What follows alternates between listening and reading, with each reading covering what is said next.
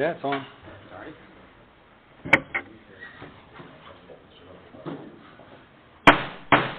Welcome to London City Council meeting. Please stand and join me in the Pledge of Allegiance, followed by a moment of silent reflection.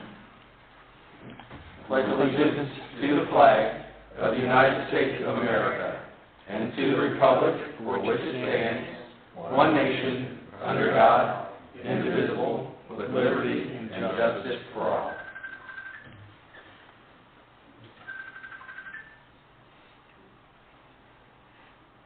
All right, thank you. We have our roll call. We see everyone is here this evening. Mr. Eads. Here. Mr. Peters. Here. Mr. Robinson. Here. Mr. Hayden. Present. Mr. Hitt. Here. Mr. Stahl. Present. And Mr. Smith. Present. Everyone is present this evening. Good to see everyone. Unfortunately, we're having technical difficulties. I just learned this recording machine for the videos, and you put the thumb drive in, and you just press record, and it works. But for some reason tonight, it's not working at all, so Mr. Eads is going to record it, the audio. So when you speak, if you could please speak up, and we'll have an audio recording of this evening, and then we'll figure out what's going on with our very expensive recording equipment.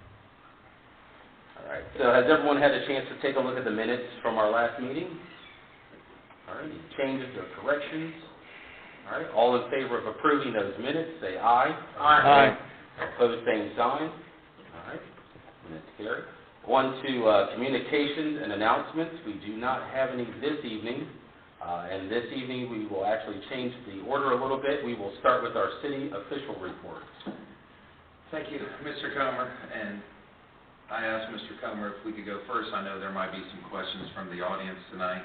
And so I thought if I made my statement that it might answer some questions, or maybe have you guys think of other questions that we can answer when it is audience concern time. When the City of London looked into the revitalization demolition grant to demolish the old school and gym, there was many discussions on this project.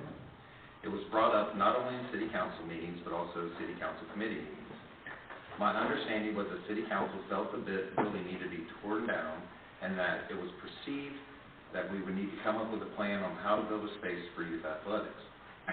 During the grant process, the May election was held, and I started looking into how we could continue youth athletics and have a space to do so. That is why I pursued the low-cost steel building and gymnasium. At the September 1st City Council meeting, I spoke about the construction of a new steel building to house a gymnasium for the City of London. Then at the September 15th meeting, City Council passed Resolution 18222 with a 7-0 vote. This was a resolution authorizing the Safety Service Director to advertise for bids and enter into contract for the demolition of 60 South Walnut Street. I never heard any opposition on the building. No council members had any discussions with me about the building, and with the 7-0 vote, I proceeded with the new building process. I'm now hearing that there may be reservations on the new building. I am curious why no one approached me about the building, and curious if City Council has their own plan for youth athletics if a new building is not an option. I have heard that there's been some discussions on social media about the proposed London City Courts. I'd like to start off by saying if anyone would like accurate information or have any questions or concerns, you can please contact me at pclosser@londonohio.gov or at 740-852-3243. Once again, pclosser@londonohio.gov, 740-852-3243. The proposed gymnasium would cost about $2.8 million. We would not be paying for this all up front, but would take out a loan that would cost the city around $200,000 a year in debt service. The gym would consist of a steel frame building about the same space we are currently in. It will consist of 2 full courts, bleacher seating, 2 restrooms, concession stand, and a storage room. The proposed site would be on the corner of East 1st Street and School Street. The gymnasium would also be added income for the city. We would be able to rent the space out, have more leagues, and offer other opportunities that people will be willing to pay for. I have heard the levy for the community center failed and we should not do this. This is not an apples-to-apples comparison. The initial proposed community center was $15 million, and this isn't even a fifth of that cost. That was a full community center, and this is just a gymnasium. That levy was for a few things, and all I've heard is that people would like a nice place for the kids to play sports but didn't want to pay new and more taxes for it. That's why we came up with a plan to take it out of the general fund and not raise taxes to get it built. Some people might say that it's not the right time. I would ask, when is the right time? Construction prices, material prices, and interest rates continue to rise. If we put this project off, the cost will rise and the project may be pushed back for a while, if not indefinitely. We all remember that in 1986, the police department was put into a building that was a temporary home, and here we are 30 years later. I understand that we did just have a levy fail, but just because that happened doesn't mean we have to stop everything we are doing. We have to continue to work, function, and get things done as a city government. We cannot stop progressing because of what happened. When people look to live in a town or stay in a town, one of the things they look at are amenities like recreational activities and what is available for the kids to do. If we lose youth athletics, this will be a huge hit to our community. Not only will it leave kids with nothing to do during those seasons, but there will be an economic impact in our community. If we are unable to get this building, where are we going to play youth athletics? I think it's a good question. We have about 300 kids currently playing basketball in our league. Where are they supposed to play? We are working on an agreement with London City Schools to play in their gyms during 2023. They are working to get us practice time and game times, but it is very tough, and practice times might be cut. They understand that this is only for a year and are willing to help us out for a short time period. That agreement cannot last forever. Gym time is very limited at the schools, and as our programs grow, and so does theirs, it would be almost impossible to get enough gym time. So where are we supposed to play youth athletics? I know there are citizens against virtually everything we try to do. I would ask City Council to go out and talk to your constituents and ask them their thoughts on this matter. Please do not make your vote based on social media threads, but actually call some people and talk to people around town. There are over 10,000 people in this great city, and they all need to be heard, not just the loudest ones. I can tell you that the majority of people I've talked to feel that we do need this gymnasium. You can also go over to the current gym and talk to the kids and talk to the parents that are currently in the basketball league. Ask them what this league means to them, and ask them what it means to the kids. Find out what they would do if basketball and volleyball was not offered here in the future, and what kind of impact that would have on their children. Practices are currently being held Monday through Thursday from 5:30 to 8:30 p.m. I believe this gymnasium is needed, and we have to continue our youth athletics and provide new athletic opportunities for our citizens. Thank you.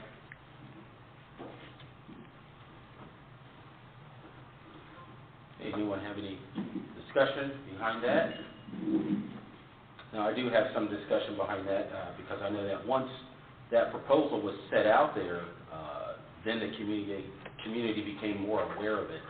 So after the community became more aware of the proposal for the gym, that's when I started to hear from other people that they were not necessarily for the gym that you proposed to build. It's basically a pole barn, glorified pole barn with two different basketball hoops in it. The proposal before on the levy was to bring an even better built gym than the one you're proposing now for about $2.8 million, and the community said no to that. So I think, you know, you're bringing another idea of less of a gym than was proposed before. You know, so I think that if you listen to the community, what they're saying is, no, we don't want that gym, because what I heard with the other gym was, we want a pool, we want this with it, we want that with it, and the thought were that levy failed because no one wanted to pay more money. And I think that from what I've heard people saying is they would have paid more money for what they wanted. I know a lot of people wanted to have a pool added just like other communities do, and I think that would be more attractive to bring people to the city if we had a really nice community center that did include a pool. If I'm hearing at least from the people that they would like to have a pool and they'd like to have, you know, more quality rec facility for the city, then, you know, since they're the people and they're the ones that put us in charge here and empowered here, then I think that it would behoove us to listen to them, and I think that we may be more successful if we go along the lines of the way that the people would want us to go, since it is their money because they are the taxpayers. Ms. Coleman, do you need to come up? Yes, I'll listen to you. Just use the microphone and speak up because we have a audio recording. And I ask if Pat has anything to add. Well, no, Because my question was to him, so I'm going to stay with him. Well, I don't think it was a question. I think it was a statement. Well, my statement was to you. Okay, So I'd like to hear your rebuttal to that, please. So if I'm getting this correctly, you feel that, now, first of all, I want to back up and say, would I love to have a huge, giant community center with a pool? Yes, I think we all would. I don't think anybody here would say, no, I wouldn't want that for London. But we're talking about a $20 million build compared to what we're looking to do to just get started, which is $2.8 million, and also has the ability to be expanded. We have the room and we have the space where we can expand in the future if the money comes and the money is right. But I think right now to be able to go out and try to spend $20 million doesn't make any sense to me. But well, my thoughts are that if you put it on a levy for the people to decide, they'll decide if they want to spend $20 million or not, whether, once that is calculated out and it shows how much money they would be paying per household, that's definitely something that we would want the community to decide. We don't want to necessarily decide that for them. And we can do that in the future. We can definitely do that in the future. I'm not saying that we can't. What I'm saying is that we have to have a place for these kids to play sports. You guys voted to tear the thing down. I'm trying to come up with a plan to do so. And in the future, we can expand. It's a steel building. We are able to expand it and move it out and do whatever, add to it whatever we want in the future if the citizens feel that that's what needs to be done in the form of a levy.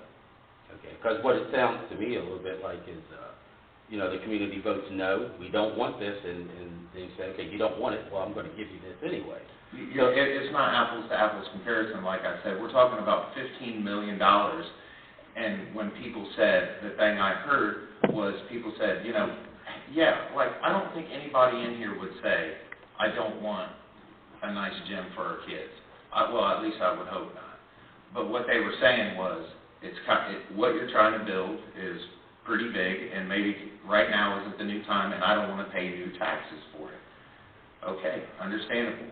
So let's build in the debt service into our budget, and then go from there. Well, I think you're exactly right. It's not apples to apples, but it's more like apples to lemons because you're offering less than what was even proposed in the first place. Okay. All right. Thank you. And I'm just letting you know that's what I'm hearing. Okay. From the community, and they're the ones who decide. And I hear something different, but I appreciate your time.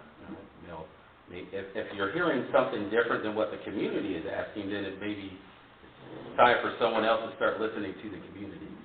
And like I said, was, go out, talk to people, but also please take time to go over to the gym and talk to the kids and talk to the parents over there playing sports right now and see what they have to say. Get a full pool of people. Thank you. Thank you. All right, Ms. Russell. My name is Brenda Russell. I live at 270 East High Street. And it just depends on who you talk to. If you go talk to the 20s, 30s, 40s age group, you're going to get, we need the community center. We need the building. And it's a building just like everybody else has. It may be just a tin building, but that's what everybody's putting up because it is the cheaper route. But they are very, very, they're used. They're all over the place. Everybody's putting up these buildings that Pat's talking about for minimal money because it is less expensive. And it's just not some little cheap old raggedy building. My granddaughter plays volleyball in them, they play basketball in them, and they're put up all over. So it is a good alternative, and for less money, but it just depends on who you talk to, what side you get. I'm at the volleyball games, I hear different stories. They want the building. They want it. They want their kids to be able to play down here, so they'll be qualified to compete when they get up there. And it does start down here. But if we just start them out there, they're not even going to be able to compete. So we have to get them while they're young, so we have to have a place for them to do that in. And this is the alternative to a tax levy. It is. And we have to take care of the kids. It's not all about us adults. It's not about all of us adults. Not about all of us elderly people. It's not all about us. It is about the kids. It should be about the kids. You know what? If we don't take care of these kids, it doesn't matter if the road's flooded or not. There ain't going to be nobody here. So they're going to move. So we have, it's an overall. Nothing stops because one thing fails. But if you got to talk to every age group, and I'm a grandparent, and I say we need it. I probably won't even benefit from it unless Allie and Tyler have kids. I'll probably be dead and gone. But it is needed.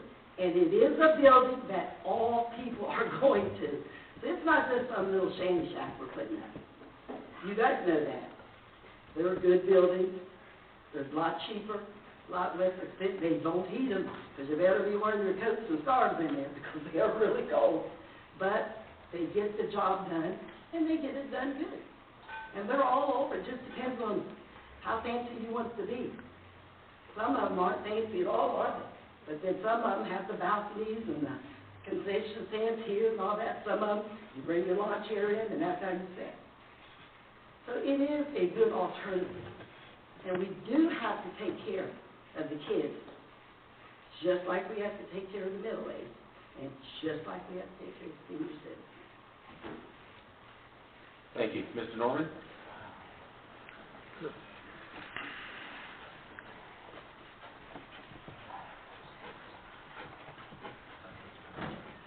Michael W. Norman, 188 3rd Street here in Big City, London, Ohio. Oh, sorry. Anyways, my question is, Mr. Mayor, you just sat there and said that there are 10,000 people here in the city and that we should reach out and find out what they want to do. So I realize this isn't a tax increase or whatnot, but couldn't this be put on the ballot for the people to actually vote on? Just this, don't put anything else on it. Just explain to the people it's not going to be a tax increase. We just want to know if this is what you want.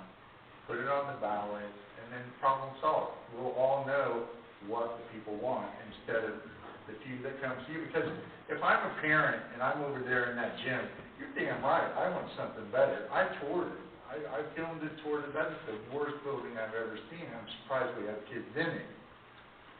And so yes, if I'm a parent, and even as not being a parent, I would love to have a place. But that's me. I'm one person. But what do other people want? And I think that's what you were just saying is we need to reach out and find out. The best way to do that is throw it on the ballot, let the people go, let them vote. You know, let them know, hey, it's not going to be any more taxes. And there you go. Thank you. Thank you. Yes. What kind of revenue do the children's activities produce? Or just an approximation, doesn't have to be exact. What's 300 kids at $75 a pop? Registration for basketball is 23,000. 21,000. Then how much do we have? Basketball registration is at 21,000 right now, and then there'll be concessions and gate fee, and so yeah. But that's not all profit. Yes, okay, what's the cost of running the operation? Not worried. But it ends up on the plus side, I think, from what Yes, I've heard it in the does. past. Right, it does. I think officiating was $6,000 last year. Yeah. Does it create enough to pay for a debt service for that $2 million debt?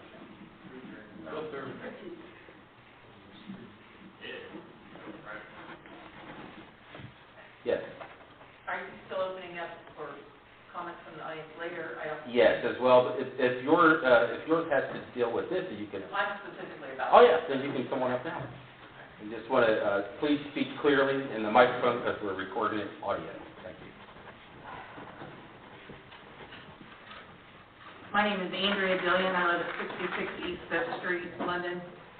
I appreciate the emotional sentiment. I don't have children that no longer are in school, but I have 4 nieces that live here. They've all played there. I still have one that's not in school. Let's see, up to date this year, I'm a realtor. I've sold $8.5 million in sales residential, so I think I've talked to quite a lot of people. Not everyone's in London, every house I sell, but a lot. And from my standpoint, and I'm not going to talk about sentiment, I want to talk about the facts and the figures. And from what I hear, it's not the time, it's not anything that we can afford right now, and there's a reason why. We just had a levy on the ballot for fire and police, because the mayor told us that we were in a deficit, and we said we couldn't support them any longer, there wasn't the budget for it, and we needed to pass that. So that didn't pass.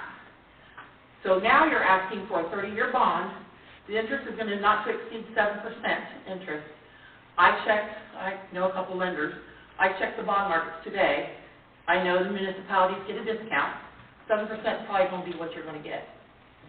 A $3 million 30-year bond at 7% is $100,000 a year just in principal, $210,000 in interest a year.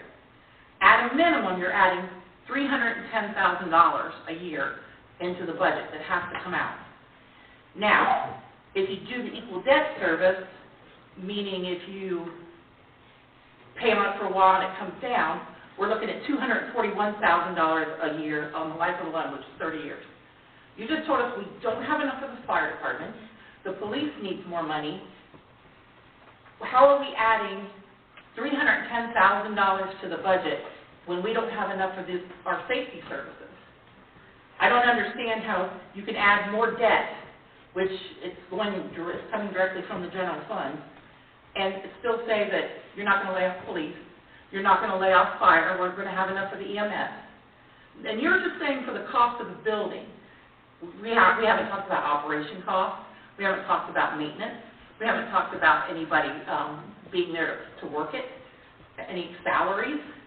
So that's just to build the building, nothing more. So how are you going to absorb, how's the general fund going to absorb this extra money when there's not enough for fire and police right now? Well, like I said earlier, we did build into the budget the debt service for this. Now, when you talk about, no one has said that we're going to lay police officers off. I didn't say that, but you've already told us there's a deficit. That's why we had a levy. You had a levy for fire and police. So we know there's a deficit. For the fire fund. Sure. That there will be. There is currently not. Okay. And we have enough to get us through for a while. For a while. How long? Okay. Well, at least until, hopefully, through, we believe, at least 6 months from what we're. Okay. And just to comment, 800,000 of that is grant dollars. If we didn't have Yes. those, you would have about a month worth Yes. of salaries. The ARP or whatever, Right. yes. And then you talk about the utilities. I mean, it's the utilities we pay over there, we wouldn't see that great of an increase in utilities for a new building, There's right? still maintenance. There's still. Okay, and there's maintenance over there. Can I was just. Yeah, sure. Okay. So, and then you talk about, the added people we need. There's going to be an office over there, so that's where we're going to put our Parks and Rec department. So we have 2 full-time Parks and Rec department people right now. They're able to run these programs currently, right? And then if we are able to start new programs and bring in more revenue, then we would use the revenue if we had to hire somebody part-time. But currently the 2 Parks and Rec department employees would be able to handle whatever we do at that facility. Okay. How are we absorbing $310,000 and still needing money for the fire and the police and the EMS? How are we going to absorb this debt and still take care of what we need to, because you just told us, I would just. you went on TV and you were right here, and I have it, your quote. Okay. I am disappointed that the levy did not pass. We understand with the state of the economy and inflation, this would be a difficult levy to pass, but these dollars are sorely needed for our safety services. Right. We will reevaluate the budget and make some tough decisions while continuing to serve the citizens. Yes. I don't think this is a tough decision. We have infrastructure issues, we have water issues, we have fire and police issues, we have EMS issues. So, the police part of the levy was debt service to build a building, right? That it was not for the operation funds of that. So you Right. keep kind of bringing that up like it's the operations fund. It's not, it was the operation fund for the fire department. So have you done a cost analysis of the budget next year? With this debt, this bond issue in there, Yes. and so you've It's done in it? the budget. We put the debt service in the budget, and they're able to take it out if they decide that they don't want to do it. Who's able to take it out? City council. The Okay. budget is in front of them. So you've done it, have you done it with the with the income tax and all that, and you have a dollar amount? You have a cost analysis and what's gonna be left over after we fund the fire department totally, because you said you've got 6 months. With the new project, right, the new construction of a rec center, and we come out soluble. Okay, and just remember that the fire department fund is separate from the general fund, correct? And It's all coming out of the same, the kitty. she don't want I do want the answer, Pat. Every time I talk, you just talk over me. Okay, go ahead. Go ahead, go ahead. The fire department is funded through a levy of their own fund. The general fund does not fund the fire department whatsoever. They're two separate entities, just like DPU is a separate entity, I understand that. okay? So the fire fund, the only thing that we've done, and it's not with general fund dollars, it was with the ARP money, was we used that to help supplement their fund, Right. okay? So we've never used any general fund dollars for the fire department. Okay, So we'll make that clear. okay. Now, we get in a tough situation, there should be money, hopefully, that we can take care of that. Hopefully. Well, I mean, I can't predict the future if you can. No, I can't predict the future, but I'm just saying, you just told everybody in London that we needed this money so sorely. We for the- do, we do. Okay, For the fire department. Then why can't we get a 30-year bond and put it towards that? It can be used for infrastructure, it can be used for buildings. You can do a bond for it, for the general, you can supplement utility jet with general fund revenues, you can do all that. Yes, you can, if you want to pay for something today that you're going to be paying for 300 years. I would rather have a streamlined, low-cost payment to supplement their fund to keep them going for years, as opposed to be paying on debt service to keep them going for years. We're paying interest on that, we do a debt service. You're paying We interest just talked on about this. 7% interest. Yeah. So you want to pay 7% interest for personnel costs for the fire department? What are you gonna do if we don't have enough money next year? Where are you gonna get, I mean, you've used you've taken out $3 million in a bond for this project. That's coming out of the general revenue. 200 of it, yes, it is. So it sounds like you said we should just stop all projects that were. No, I don't think that at all. You think it would be easier for me to sell houses here if we had a nice rec center? That's what we're What's hoping. going on with Pulte right now? Where is the Pulte project at? They are still working on it, so they had to work through the EPA because they had to work through the, wetlands out there. There was an issue with the wetland and how they were gonna drain. I just spoke to them the other day, and they are still moving forward on the project. Pulte is a national traded company, so it's not like a local company that says, hey, we're gonna come in and build. No, I know that. But from what they told me the other day on the phone, that they are continuing to move forward. And we want to keep the conversation to the, Well, I'm just going back because there's infrastructure issues, and I know. right, and I understand what you're saying. I think what you're saying is there's probably quite a few more important issues to deal with. You know, even the safety of our city. We had a levy that just now failed. You know, we had this on the ballot before and it failed, but it seems like, you know, things that the city doesn't want. You know what, you don't want it, but you're going to get it anyway, and you're going to get it this Exactly. way instead of the way that you said you don't want it. So now I'm going to give it to you a different way. And it seems like, you know, that's a common theme in some of the things that we're seeing, have seen. So, thank you for your time. Thank you. Thank you very much. All right, does anyone else have any questions for the mayor? Okay. Thank you. Anything further? Let's see here. Rex, do you have anything? Nothing? Okay, thank you. Now on to our audience concerns. First, we have Gary Likens. And that last name sounds familiar. Please state your name, address, and you have 5 minutes, and please speak clearly for the audio. Gary Likens, 157 East First Street. Thank you. I'm reading for my wife Anita, who is being honored tonight as a volunteer reporter at the USO out in Bright Path, so I'll give her a plug there. First of all, I know we had some vandalism at Cowling, some of the benches that we put out there. They ripped off, I don't know if you know about this, they tore off some of the name plaques, the memorial plaques. One of those was for my grandson, Benjamin Getner, who died as an infant. So I wanted to thank Amy. I know Amy's not here anymore, but I wanted to thank, and maybe Mayor Foster, you could deliver this message for the Likens family and the Getner family, that we thank her for going ahead right away and reordering the plaques to go in. So I just wanted to get that out. I'm going to continue reading what Anita started. It's called My Declaration of Independence Message, and it's written by Clyde Hughes, who's a London resident, a veteran, a chaplain, and a patriot. So I will pick up where she left off and read as much as I can.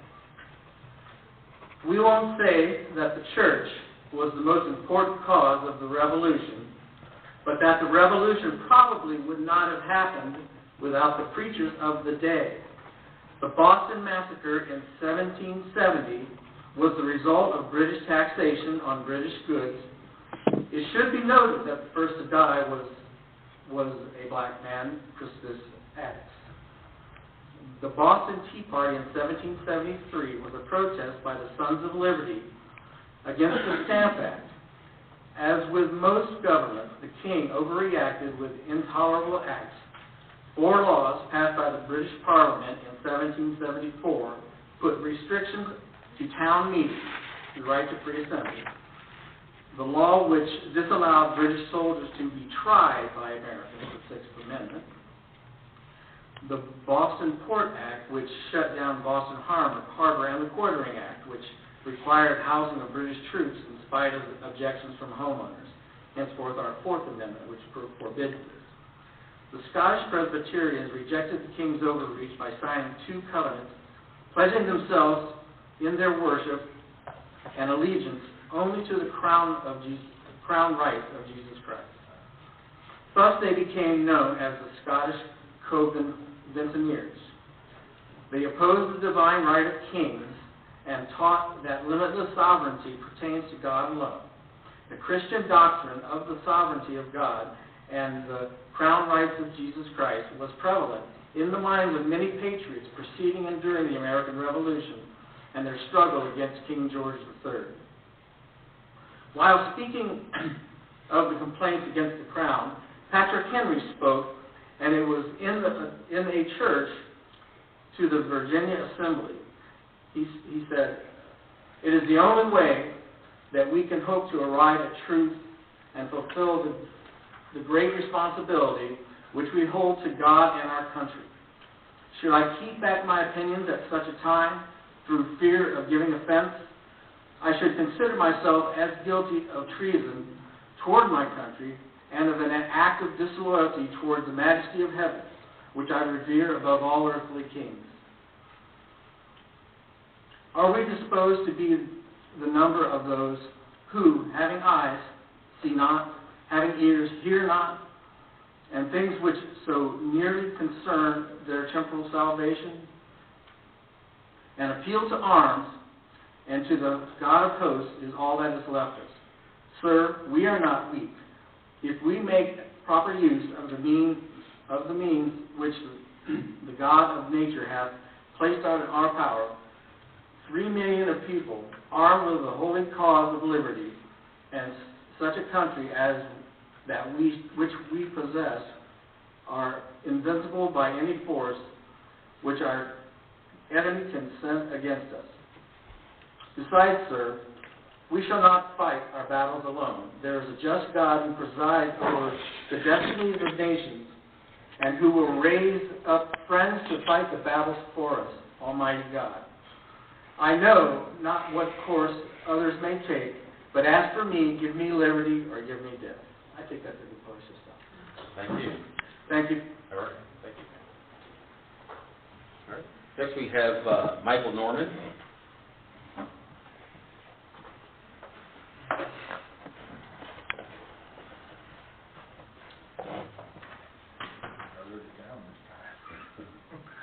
Michael Norman, 188 South Oak Street here in the great city of London, Ohio. I would like to take some of my time to thank Mr. Smith, who announced that this will be his last meeting. I'd like to thank Mr. Smith for his service to our community. We haven't always seen eye to eye on various issues, but through it all, we stayed pretty civil to each other. I've missed Mr. Smith because I think Mr. Smith brought a sincere desire to improve the lives of all the citizens of London. Mr. Smith was an outspoken voice during the secession from the Madison County EMD. Mr. Smith saw an opportunity to better the way of getting rid of our trash, doing away with their old recycling system and the bag system, and we all know how that was. You tried to go get those bags and they either didn't have the size you wanted, if they had any at all, not to mention the way it looked when you drove through town and seen all the different bag colors and everything. Now we've got this great, just red, like, our London colors are red, trash is red, it goes right along. And that's something that he did for us and that I appreciate. Mr. Smith was also not afraid to tackle some hard issues during his service. Although it was unsuccessful, Mr. Smith did try to attempt to protect the unborn children in our city. He stood alone many times, and I can only imagine what it was like to sit on the stage and have everyone else go against you. But he did, and on top of that, he still stood by what he felt was right and what he felt was right for our citizens. So I appreciate that. I feel that Mr. Smith has led the charge on many occasions on most of our pressing issues. One thing I'll miss is his compassion and his dedication that I've witnessed during his term. It's that compassion and dedication that I hope will spread to the rest of our council and administration. I'd like to thank you, Mr. Smith, and I hope that whatever path you decide to go down, that the compassion and dedication that you give is rewarded. So that's part of what I'm going to say. I want to get that out first because I'm going to, I think we're losing a good member, and I don't like to see that. There's two other things. First, I'd like to talk about legislation 21822. I'm going to talk quick through this because I don't have time. The 12% pay rate increases, I would like to ask that we not suspend the 3 reading rules in order to give those like myself, and mainly myself, I'm only speaking for me, the time to ask questions that I have. Because I was aware of the legislation coming, I was able to do some research, but I would like time to get the results of the information I requested from other cities, and I would just like to have one more reading so that I can get those results in, so that then I can come back and ask the questions that I have about these pay raises.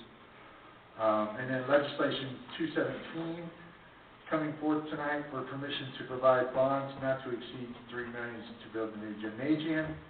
I would once again like to ask that we do not do a 3-reading suspension. For many, I think this is the first that they've heard of it, because as far as I know, this is the first that actually came to council.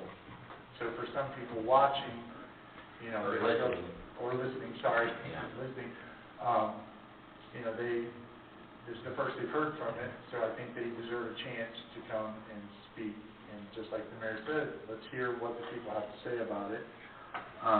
So I'm just asking that we don't suspend the 3 reading rule.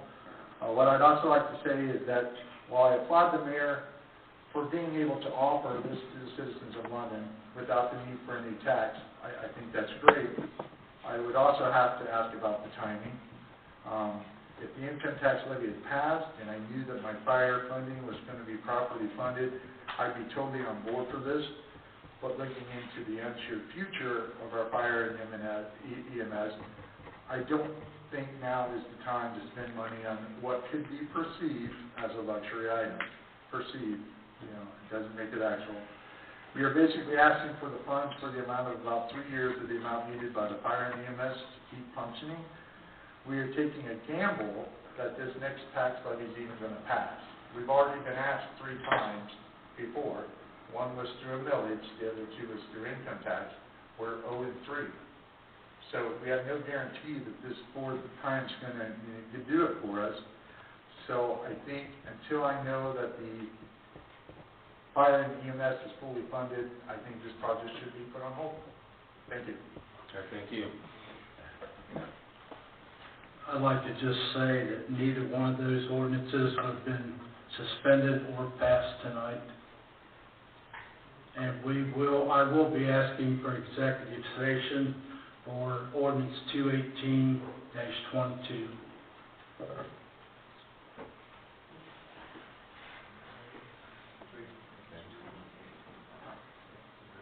Thank you. Next, we have Tommy Boyd.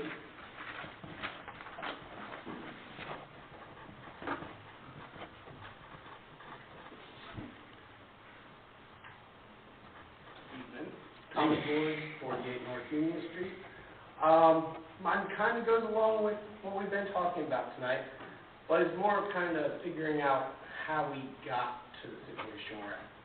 I brought this up at the Safety Council, but I think you were out making copies at that point, Pat. So my first question is, did we have a financial plan for the fire station and adding the EMS that showed that it would be self-sufficient once you made that move? That statement was never made. The statement is that we could function for 3 years and get rid of the millage, the property tax, which we did initially. So there's a millage and property tax that you're currently not paying, that you were paying before, and that we would get rid of that because we didn't want to be a bank, and that we would figure out what our total costs would be, and then we would come back and ask the citizens for that, which we have done, what you're asking about, and it's 0.25.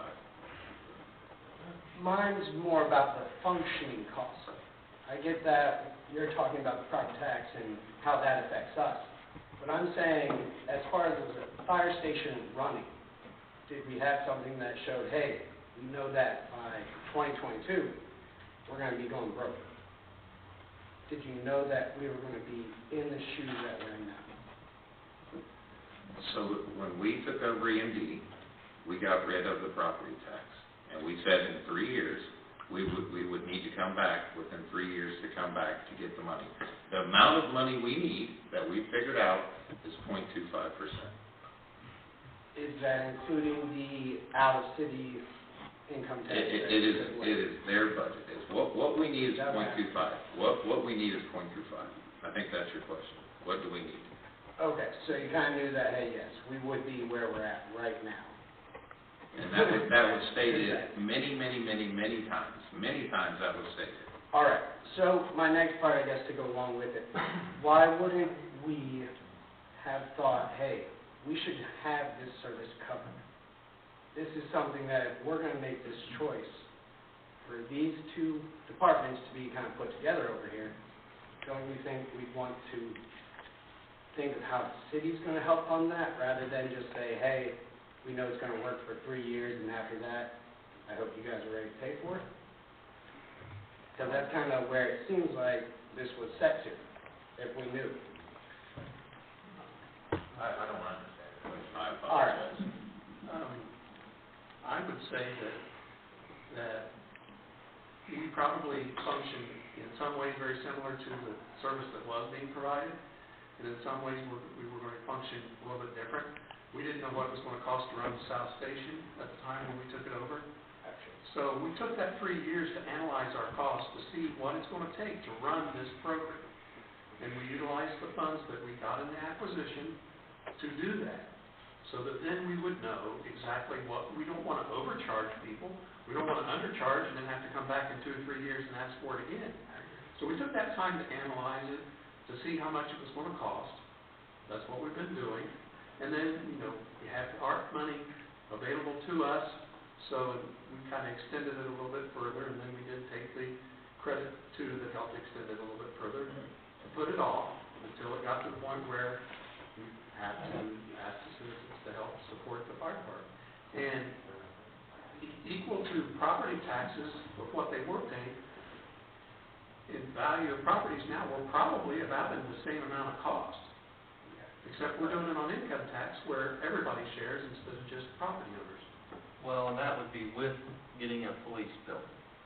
No, I'm talking about fire owned. Yeah, but I mean, it's not the same cost, because with the levy that was just ran, with the previous E&D, Tommy, when we switched the E&D, you had to pay millage tax. So it's not like, the tax we proposed, and they were doing it for free. They had their own. I went through the whole millage thing. Right. So our current levy, $3 per thousand. just as I always thought this, I thought this was really funny, I saw this on social media. Somebody said, they want lower taxes, and in the next sentence, they said we should go back to the E&D. We would be paying higher taxes going back to the E&D versus what was just proposed as a levy, where we pay less money per year and was able to get a police station built. Yeah. So what was proposed on the levy, just so I've said it, make sure it's clear, was lower taxes than going with the EMD, but yet people still want to say, let's go to the EMD to get lower taxes. That's absolutely not the case. Because I get you on raising all the taxes and everything. And my bigger point still is just kind of figuring out, hey, they've doubled their functioning costs now from adding them over there. I think that would be something that's kind of easy to analyze once it got started. But if, there's no way to see that until that 3 years was up. I guess. Well, we didn't want to impose that until the funds got down to where it warranted it. I wouldn't want to start, collecting money when the fund was at $2 million at the time. You want to wait till it gets down to where you say we do have a need. You don't want to do it in the middle of it, just have a glut of money sitting there. That's not good for the citizens to be paying taxes on that either. So. Well, as far as taxes, at least, it sounds like we're doing well for the year. I think it's $3 million over. No. What we were estimating with $15 million, we're around $18 now. Total revenue. And so. Not taxes. Okay, total revenue. Yeah. So that's still, not bad money on top. We're doing. Will that be looked at being put into the fire station also, maybe before the levy passes, that kind of, hey, preemptive, this is what we're looking at doing, kind of help out. Well, right, the fire fund has designated revenue source. It has to move through all the different So channels. that revenue, if you come to the finance meeting, the revenue stream is up, okay? So they are getting supplemented. Yep. So, that, you have to make a judgment. You can't wait till ballot time to determine what the percentage is, You gotta do it far in advance and get it on the ballot in time and get it out there. But we think we've got it at a pretty good figure on it at the .25 for the fire to keep them functioning into the future. Because, my only thought was, help them out a little more, and then if the levy does pass also, then, hey, maybe we'll get a little extra stuff or something. So, Exactly. all right. I would agree on that. I think that is all. So, Mr. Boyd, I just want to be clear on what you're asking. So what you're asking is, with the initial split of the EMD, we did not have a plan in place to pay for it at the end of 3 years. We just hoped that at the end of 3 years, money was going to pop up out of somewhere and we were going to be able to fund it. It's like building a house and you know that you have, it's like building a house and you know you have a certain amount of money but you don't have enough money to fully build the house, but you hope something happens at the end to get you money to finish the house. Okay, thank you. That's not okay. It's a little tough to just ask that question, Mr. All right, thank you. Thank you. Yes, Mr. Rick. No.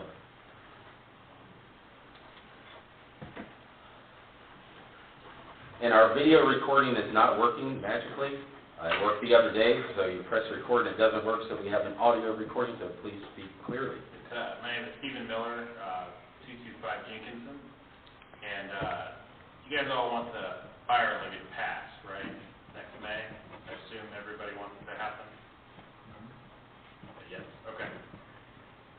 If, I can tell you, as a citizen, if we build a building for $3 million, or if we vote on it and say, yes, it's going to happen, before that fire levy passes, it's not going to pass. People are going to look at that and they're going to say, hey, why did we just spend $3 million and then you're coming after me for more money to fund the fire department? And we do need to fund the fire department. And I wish I could have voted on funding the fire department, but over the last 2 elections, I was not able to vote on funding the fire department. I had to vote on an infrastructure project, and I had to vote on a funding project. So if I disagree with one, I disagree with the other. That happened twice. I would love to fund the fire department. I would love to vote on that. Vote yes. I can tell you that on the day after the election, if you were to say, hey, let's go into debt to build this basketball center that can be expanded, it should pass. Because the people do need, the kids do need a place to play basketball. But we're getting our timing wrong. Okay? That's just what I see. Because we do need a place for the kids to play basketball. It can be expanded. I completely agree with the mayor's proposal. I think it would be great. This building, just like Mike said, it's not a good place. We shouldn't have people in that building. The bricks are falling off of it. It's way too old. Gosh, 6 months from now, we can even save a little bit of money so that we don't have to borrow as much money. The interest rates will probably be higher by then, so it won't really matter. But anyway, that's just my thing about timing. And I really wanted to vote to fund the fire department, but I didn't want to buy any police station. So I had to vote that. And I know a lot of people. I even know people who they didn't want to buy a new police station. They didn't want to fund the fire department, but they said, yes, we need this rec center. That's the reason why they said, hey, I think I might vote for it. I have a lot of friends who are on the left, and they wanted a rec center. They didn't want to buy a police station. So I can tell you, good idea. Great idea. And I think we should do it. But we need to do it in proper order. When I was 2 years old, we moved here in London. They moved the police into the temporary facility. And I wonder how much money was saved to purchase a new police station. Was there any money put aside for that in the 36 years they've been in that temporary? How many times has the interest rate gone up to 20% and down to 0 in that time period? Nothing. So this goes back to a plan. We need a 5-year plan. We need a 10-year plan. We need a 20-year plan. I don't know if we have that. I'm sorry. I've never seen it. But it goes back to planning for the city. It's long-term planning. The people back in the 80s would have had a long-term plan. They could have said for 10 years we're going to save a little bit of money. And by the time the 90s came around, the interest rates would have been down. They're going to go back down to 0 again here in 3 or 4 years.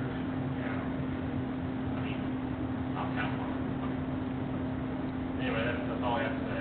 Just a little bit of timing. Thank you.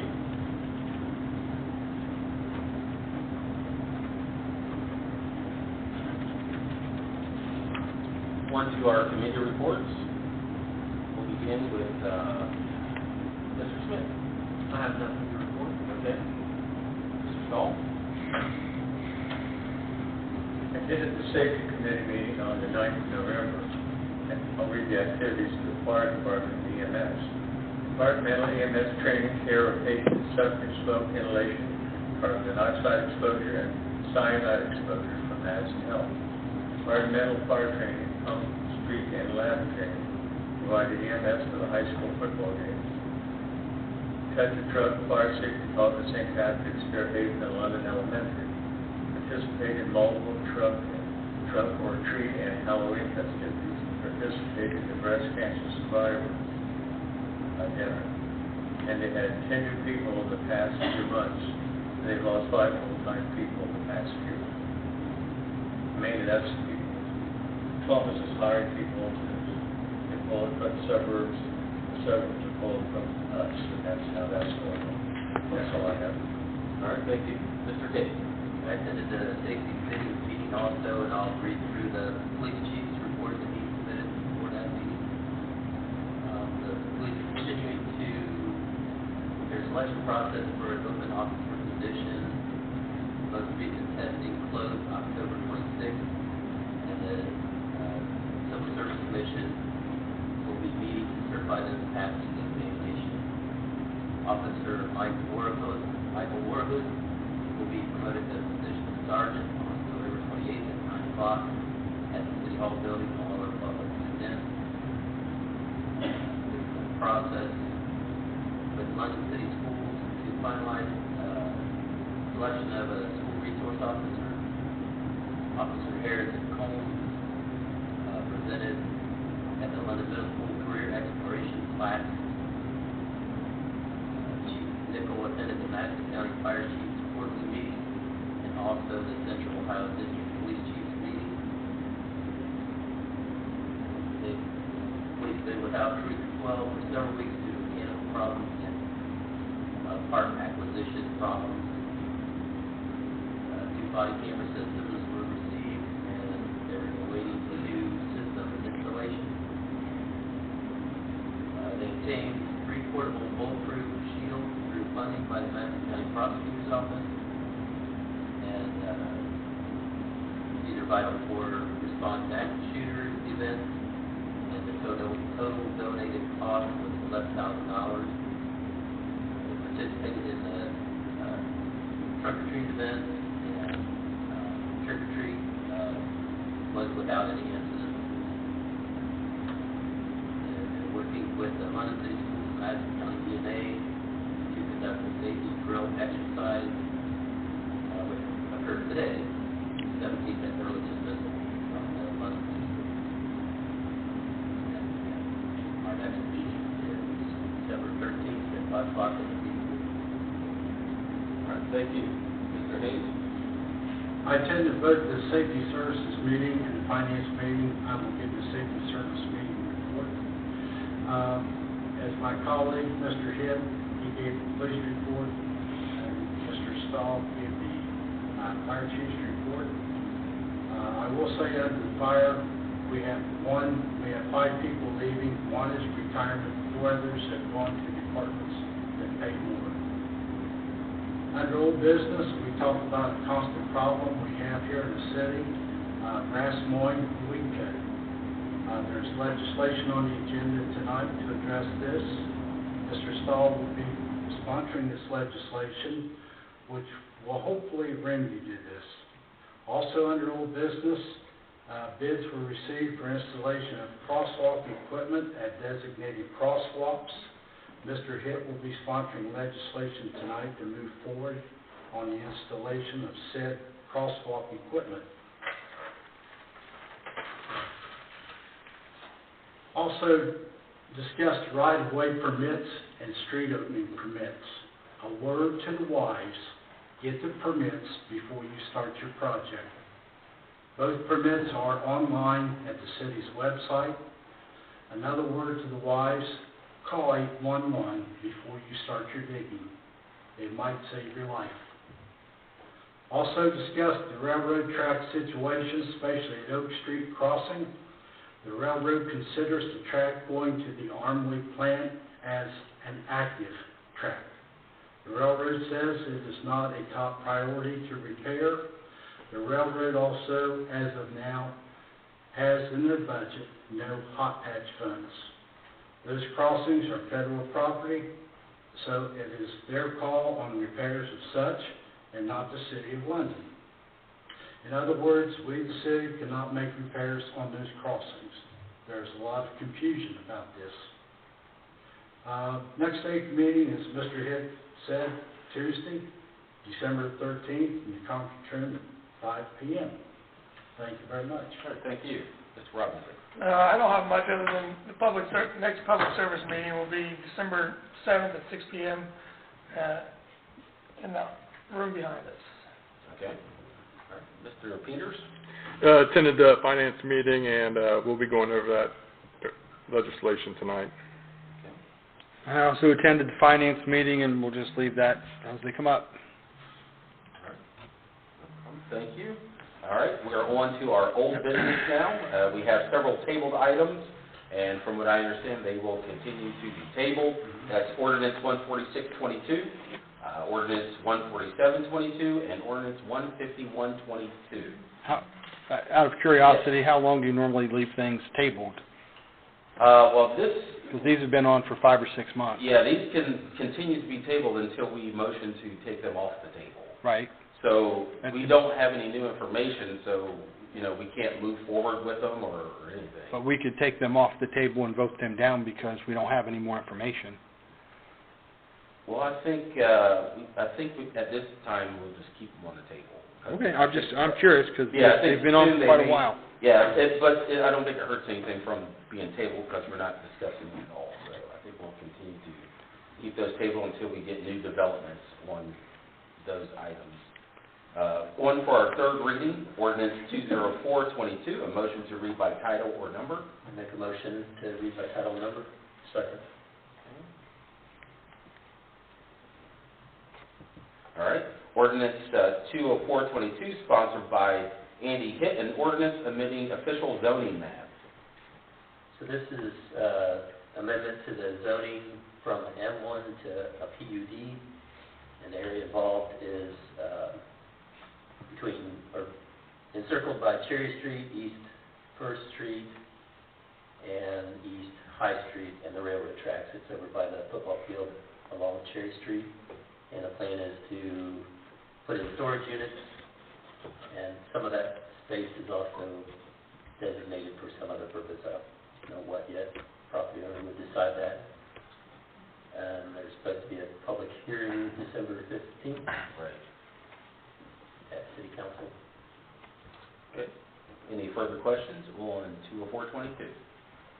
All right, on to Ordinance 20522, a motion to read by title or number. So moved. Second. All right. Ordinance 20522, sponsored by John Stahl, an ordinance amending official zoning map. This is for the corner of East Center Street and Maple and the Ohio Area Trail. They want to change the zoning to use it for a bed and breakfast. And that's off the public hearing on the 15th of next month. Okay. All right. On to our new business, Resolution 20922, a motion to read by title or number. So moved. Second. All right. Resolution 20922, sponsored by Anthony Smith, a resolution requesting supplemental loan financing from the Ohio Water Development Authority for design associated with the City of London's East Side Trunk Sewer and Sewer System Improvements Project by the City of London, Madison County, Ohio, and declaring an emergency. For this, I'm going to kind of refer to Rex. Okay, this is the gist of what I got. I apologize. I was going to have Steve Lalonic come and speak on this, and I missed getting him here. Back on legislation 19621 last year, council approved funding for this design of this sewer trunk line. The design of that was changed and therefore increased the cost in what it's going to cost to do the design. So, the Water Development Authority, once they issue a loan, they don't necessarily redo it. What they do is they do a supplemental request. Once that's approved, they merge them together. So we're just requesting the additional funds to be able to do the whole project for the design work. So Rex, what are the additional funds, 788, 702 on top of what was approved last year? Correct. How much was approved last year, do you remember? I knew you was going to ask that. Give me a second, I'll look it up. I looked up what the legislation was, and I did not write it down. I apologize.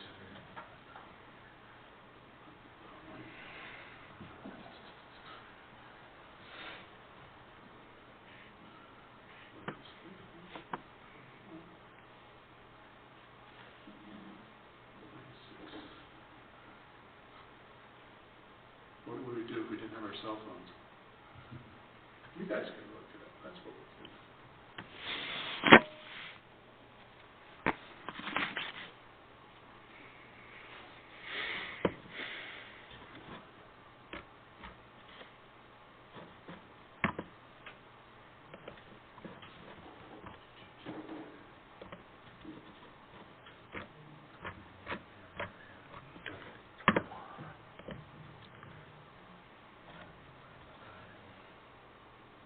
$825,000 was the last time, so. So it's almost doubled in a year? Wow. That's correct. Like I said, the scope of the work has changed. We changed the pump station to go into this line, so there was additional work on that. We changed the location of the routing in which it was going to go. I think you brought it up last time, we was going to have it go up beyond, and we changed that. So there was a lot of changes that changed the things that they had to look into and redesign. That's all I know. I just do what the architects tell us it's going to cost to do the project. And there wasn't enough to begin with, and we had to ask for the supplemental to take care of the rest. What was the amount? No, the supplemental is what we're asking for. $788,000.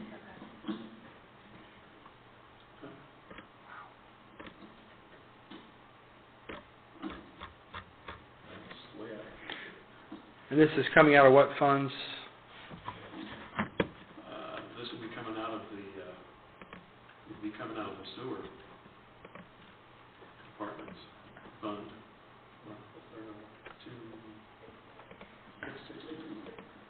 660.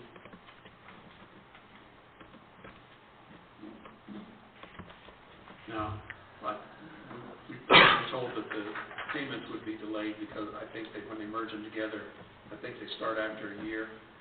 So if they merge them together, we'll get an additional year before we have to start making payments on it, from what I understand also.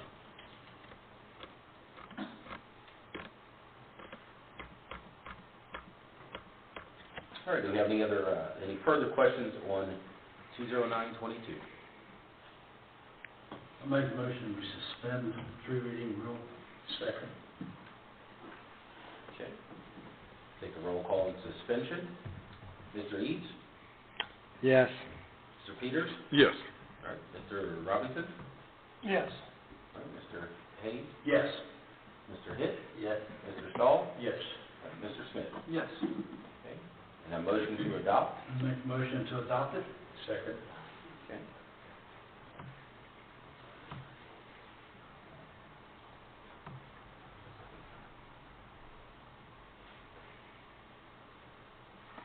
All right, motion to adopt, Mr. Eads?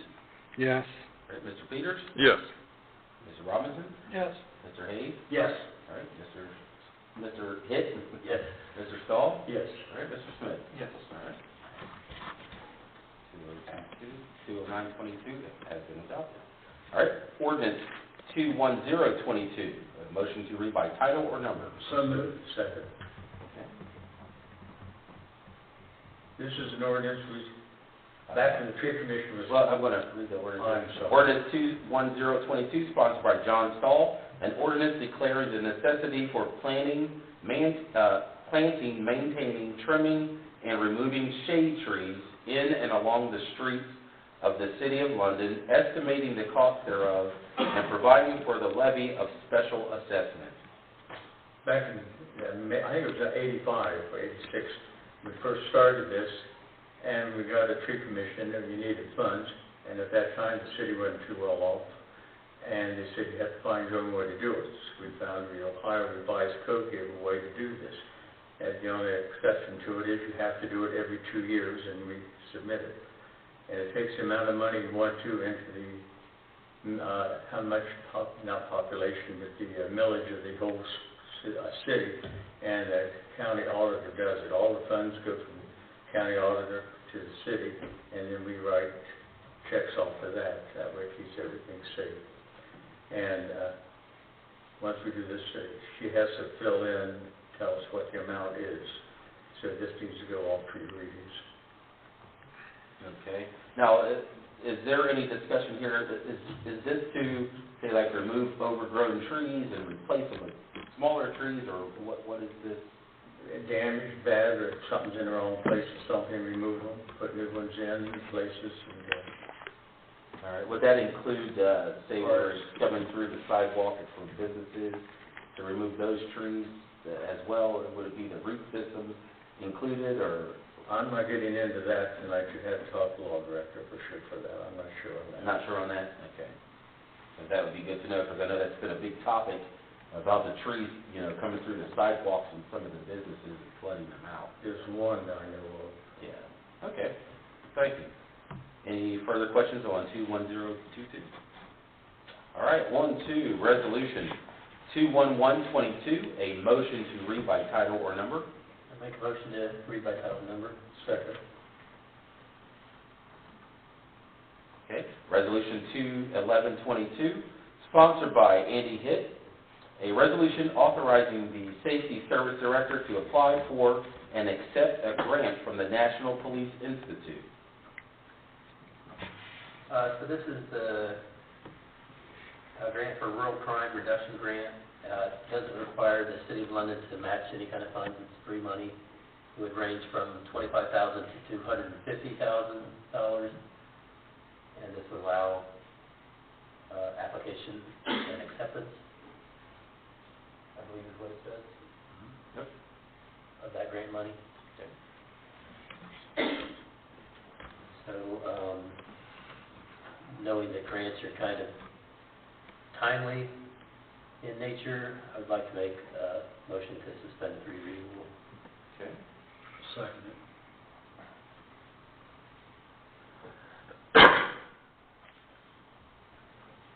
Okay, so a motion to suspend.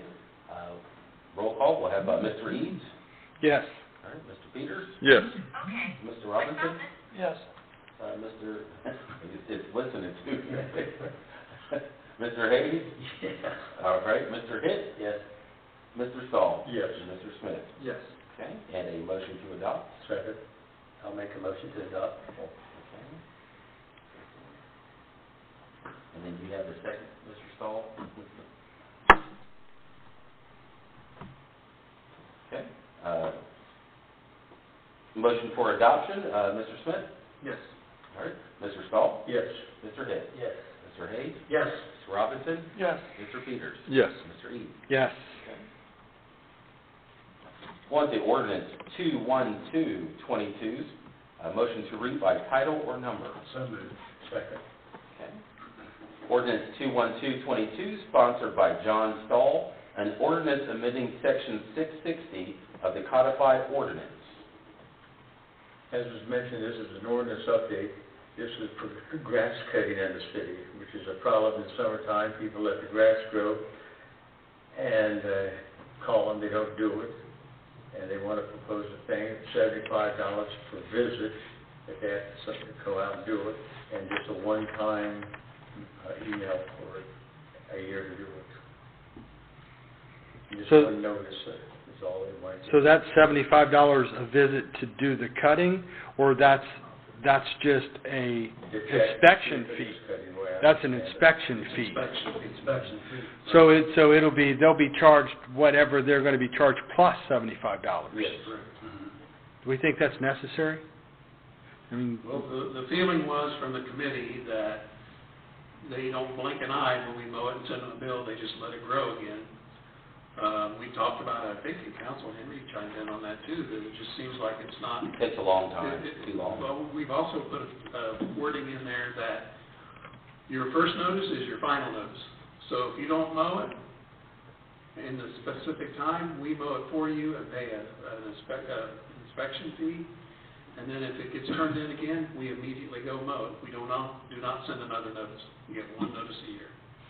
Plus, there was some discussion about it costs the city money to go out and do the inspection, and the property owner is basically just having us mow their property for free because we just get reimbursed for the cost of the mowing, and this would impose a $75 fine on top of that. It's the same ones every time. Yeah, if you go back and look at the logs, there's a lot of names that's on there year after year after year. They just don't want to mow it. They let it go, so it's too hard for them and probably just as expensive for them to go out and get somebody to do it, so they just let the city do the work for them. Yeah, so the idea is to hopefully incentivize people to mow their lawns. While I agree with the one notice per year, I think I even brought that up, that I think there are other places that did that. The one official notice in writing sent via certified mail, I mean, are you going to, do you expect to have someone knock on the door, put a sticker and said, if you don't mow it in 3 days, we're going to do it, you've been given a notice? I mean, or just somebody's going to call and we're going to send somebody in to mow it? The first offense would be the way we always do it. We'll send out certified mail, and they have so many days to get it done. Yeah. We'll go back and check and see if it has been done. If it hasn't, we'll order the mowing service to go do it for us. If they get, if it gets seen or reported that their grass is exceeding the length, they'll immediately call the mowing service and have them come do it. You only get the one notice. Wow. Yeah. Now, is this something that we're able to do too as a direct result of having an enforcer full-time now? Well, it's going to help getting out and seeing it, sure. Okay. Yeah. And we don't have a full-time enforcer. Or 22 hours? Yeah. 20 hours. 20 hours. I mean, you're only working 10 hours a day, and you're checking on grass, you're checking on trees, you're checking on buildings. You just can't get it all done in a week. So definitely doubling that time is going to help get that inspection quicker. Right. That's good. Yes, Mr. Norman? And if you could use the microphone so we can hear you, please. Thank you. Everybody out there is looking up their ceiling now. My question is, since we're going to add the extra $75, can we add to that $75 inspection fee that $75 go into a fund that would pay for the mowing? And, instead of going to the general fund, that $75 per inspection would actually go into a fund that would help fund. They still pay for the mowing. Right, they end up paying for it? Yeah. We don't pay for it. Well, it goes on. You pay for it ahead of time and then they pay for it. It goes on property tax, right? Property taxes. Yeah. If they don't pay. If they don't pay. So basically right now, without it, there's no reason to mow your yard, because city's gonna do it, and they're gonna take it off the property taxes. You live there for. So you're just getting basically a $75 fine. Seems that way. You actually have an incentive to, hey, I'm gonna have to pay for it professionally to be done, then I'm gonna get a fine of $75. Yeah, Right. I misunderstood. I thought that the city was going to have to pay. Right. And then we never got the numbers. No. Okay, all right, thank you. All right, thank you. So don't you think that a neighbor can just get mad and make that phone call? I mean, someone's going to have to. Well, we go inspect it. That's what the inspection fee's for. And if it's not we're not going to charge them if it's not a violation. Right. Whenever we get calls from a resident, we submit it to the code enforcer saying this property needs to be checked. He goes and checks it and verifies, takes pictures, and says, yep, it needs mowed. Okay. And then the notice goes out, and then he goes and checks again to make sure that they haven't mowed it in the time span that they were supposed to, and if they haven't, then the mowers are called. So, yeah, we check it. All right.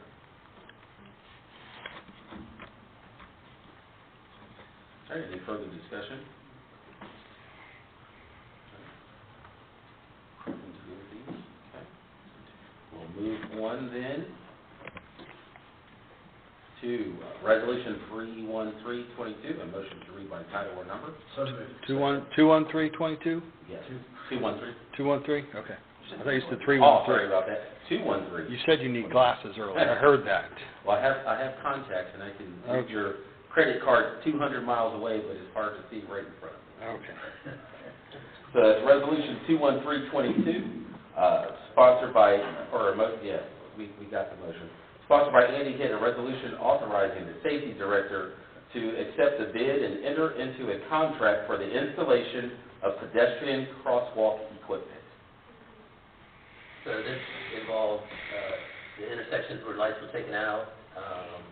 That would be South Main and 2nd, North Main and 4th, East High and Oak, and West High and Union. And this would be, as it said, to accept bid and enter into contract for installation. It's just for the installation of those crosswalks. The materials have already been covered as far as cost, so the installation would be $77,788.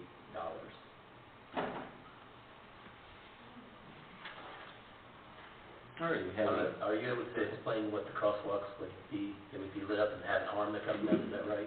Yeah, the ones on Main Street will use the existing arms, and they'll have, flashing lights on top of it. There'll be a button that they can push on the side. To be honest with you, all I've seen is the description, so that was what I was wanting. I haven't actually physically seen it, but it kind of sounded like that's what it was describing.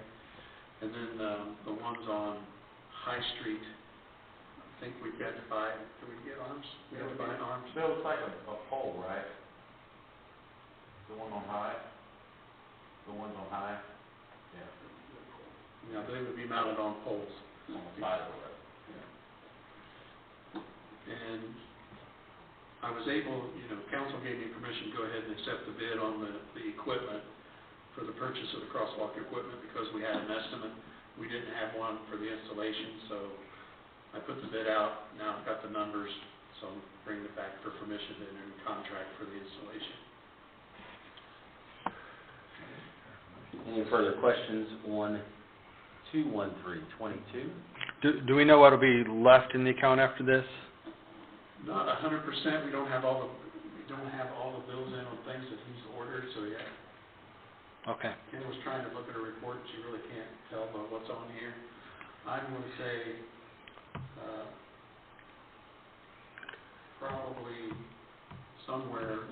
probably just south of $100,000 maybe, I'm guessing. Okay. Okay. And I move that we suspend the rules on this. I'll second.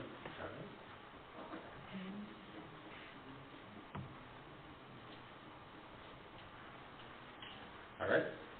Roll call for suspension. Mr. Smith? Yes. All right. Mr. Stahl? Yes. Mr. Hitt? Yes. Mr. Hayes? Yes. Mr. Robinson? Yes. Mr. Peters? Yes. Mr. Eads? Yes. Okay. Move for Adoption. Second. Okay.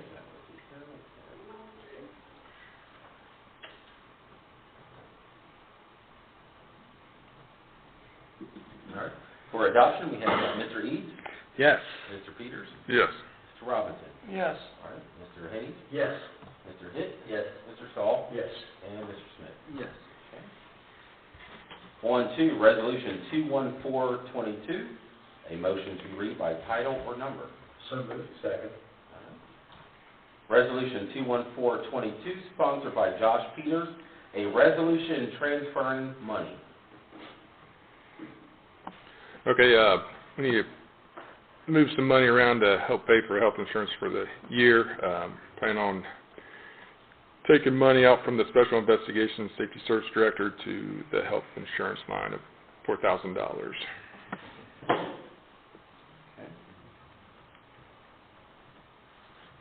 Any questions here? All right, what are your wishes here? We're checking.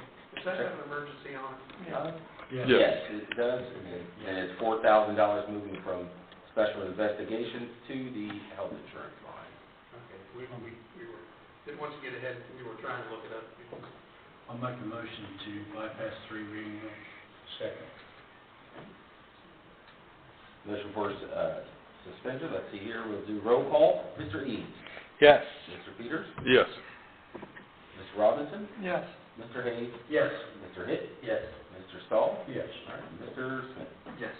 Move it up. Second. All right, first and second for adoption. Mr. Smith? Yes.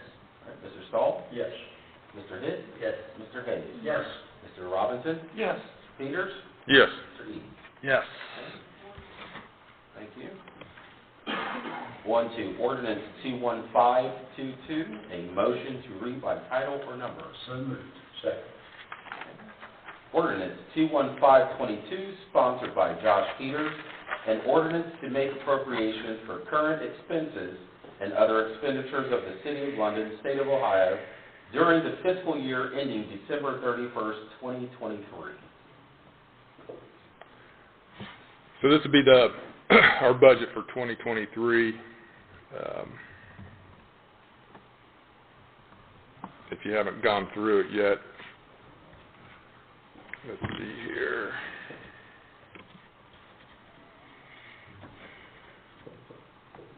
General fund total is $6.3 million. I'm just scrolling down.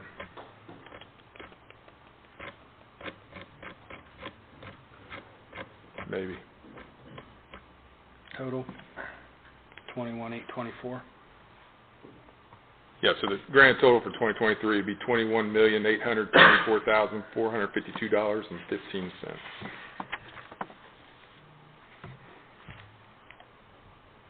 Okay. All right, any further discussion? Yeah, so a couple of things just to point out. Really, you don't really see everything here. When you look at it, it says personal services or operations, maybe the transfer, because I'm looking at the sanitation fund right now. It's hard to tell what it means because you don't see last year's. You can't really judge that. So we were advised that taking into consideration pay raises by contract, health insurance is up 11% for the year. We know the income's up also. So overall, this is a 7.1% increase from the budget last year.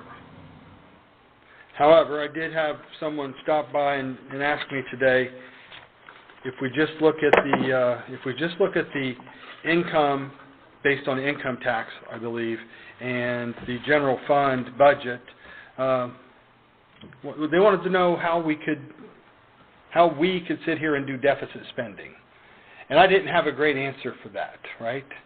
Because it looks like we're at a deficit, of probably about $1 million if we look at the general fund compared to the income tax and what we're going to spend.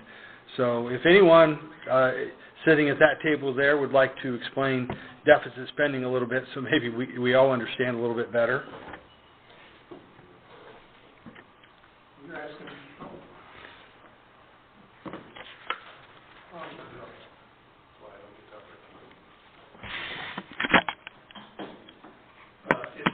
it's been historic. I was on council for 6 or 7 years, so I kind of asked the same kind of questions when I first came on, Greg, too, but as explained by the auditor, you always budget expenses high, and for whatever reason, they always budget revenues low, and that makes it even look worse.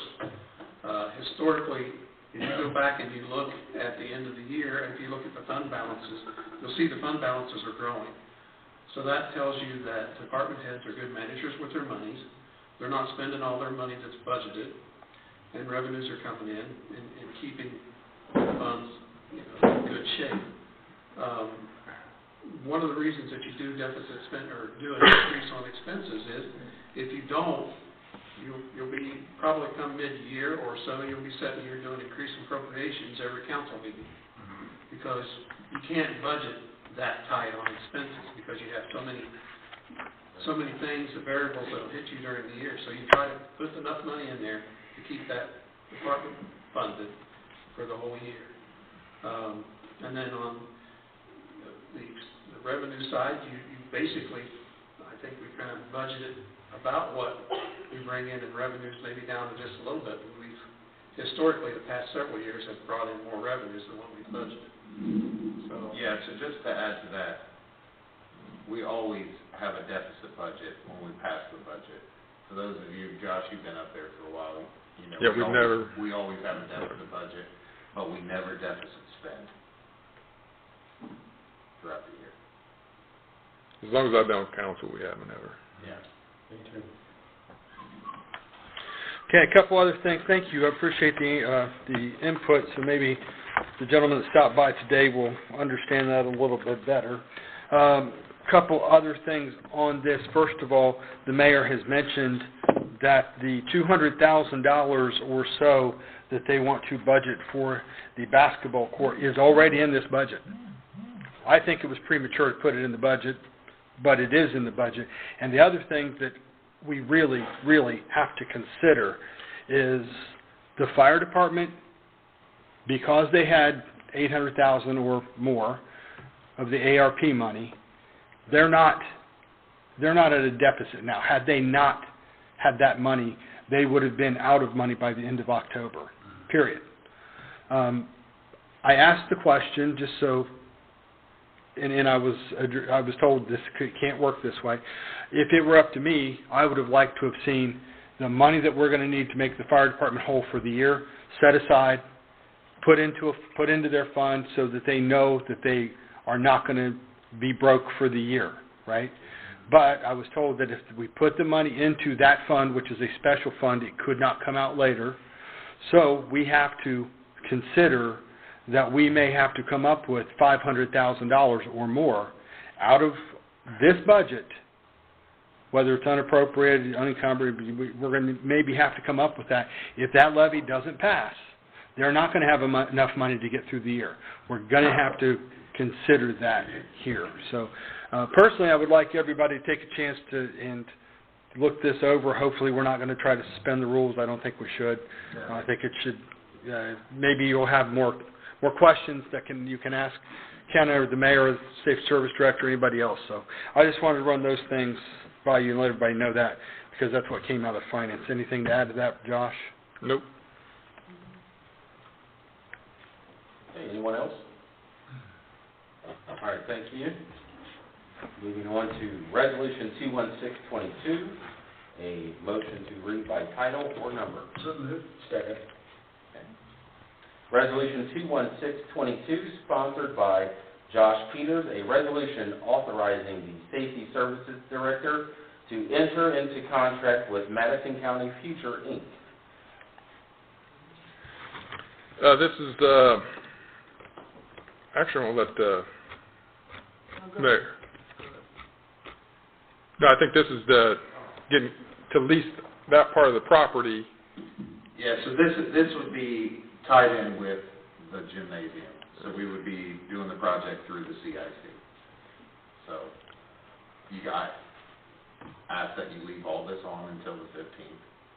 So let the community speak and listen to everybody. And so this is just the contract that we would enter into with the Community Improvement Corporation, Madison County CIC, Madison County Future, Inc., to build the building.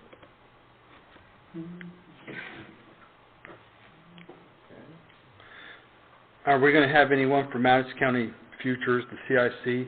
Are they going to come? David Snell was the executive director of Madison County Future, Inc., and he was unable to come tonight. He said that he will be at one of the next two meetings, because I told him that this would go 3 readings and told him both dates for the next 2 meetings, and he said that he would be at one of the next 2 meetings. Good. I'm glad to hear that. Just because we know, or I believe, that your example was that they did this out at the fairgrounds too. So I'll be curious to hear how they say that worked with them at that point. I do have a couple things that I'm a little bit concerned with in the lease. Section 7 states, or has language that each party can seek advice of legal counsel. Do we have advice from our legal counsel? Do we have anything in writing that says that she's looked this over and she approves of this lease?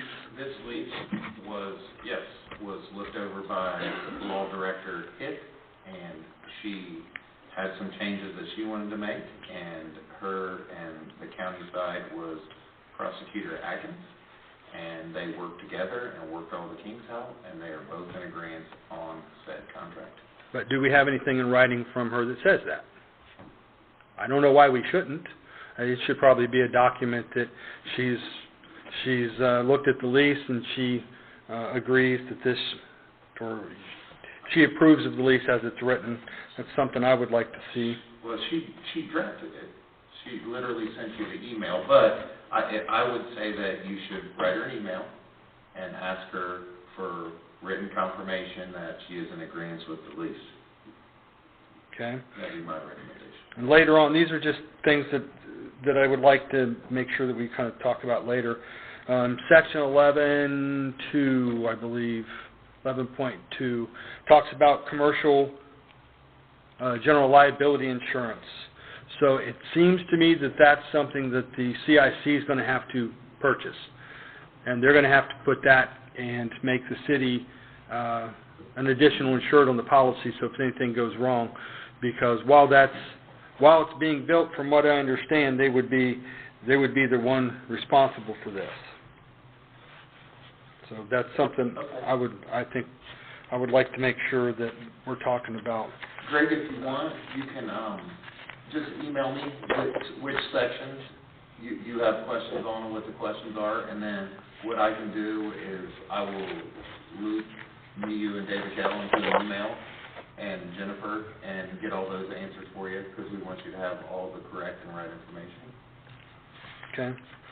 Okay. And which one of this or 217 is really for the building? Which one really deals with the booklet you handed out? 216 and 217. So it's 216 and 217. Okay. Yes, sir. Okay. Yes, So I can't agree with what you said earlier in that we were all looped in on this to begin with. We weren't. And the first time I seen this was at the finance meeting. Now, to be fair, you offered to let me come get a copy of it that day. But that is the first time that we've seen this. Now, you did ask and brought up at an earlier meeting, earlier in the year, that you would like to look into this. But I don't recall ever having another discussion about this at that point. And I will tell you at this point, I think this is a matter of priorities, and I think the fire department's more of a priority. So I still want to hear this. I still want to hear how this thing works just because I want the knowledge of it. But I think the priority of the fire department needing money, possibly a large amount of money, would make me not want to vote for this because we may need the money for them now. And I would agree with Mr. Miller that I think the timing may be bad for this. Although, in the long run, I think I'd like to see the building, but I think the timing right now is probably not the right time to do it. But I will look forward to hearing the rest of it. Thanks. Thank you. Anything further on 21622? All right, thank you. On to ordinance 21722, a motion to read by title or number. So moved.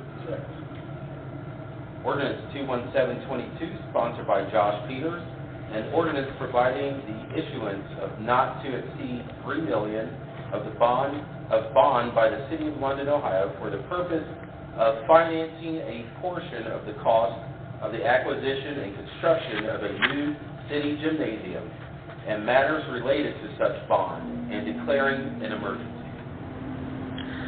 So this would be the $3 million bond for the basketball center.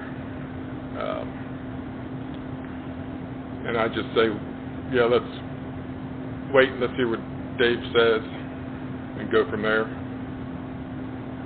Okay. So when we look at the examples that were given to us just last week, not one example had says estimated all-in true interest cost. I'm assuming that's the fee, or that would be the percentage on the bond. Not one of them had anything greater than 5.19, and it sounds like that may be low now. The bond at the rate of the bonds at the time he created it. The rates could change, but at the time he created that document, that was the latest rate. Okay. We feel we get better than market rate. How much you guys want to do that?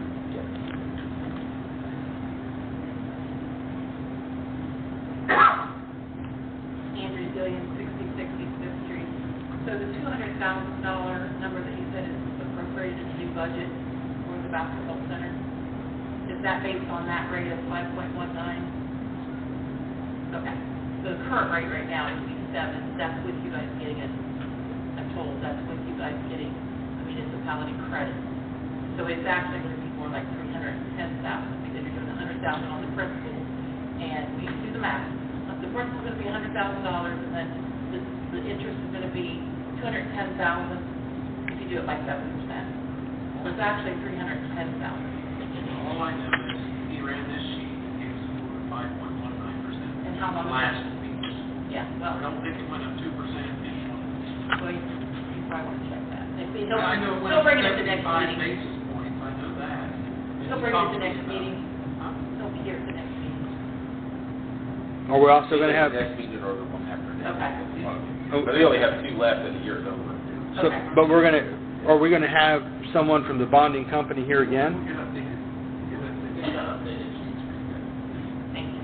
So, thank you. And that is important because the rates have changed. Calculation. Now, there is one thing here, if you guys haven't read this yet, that really scares me, and I'm not sure how it really applies. In Section 2, it talks about the 7% interest rate, but it also says that it is possible that they could call for a payment to be made, which is to be no greater than 3 times the amount paid in any other fiscal year. So I'm not sure what triggers that, but that could be a $600,000, $800,000 payment we would have to make. And I'm going to need more clarification on that too, because that scares me, that we could somehow have that huge payment staring at us.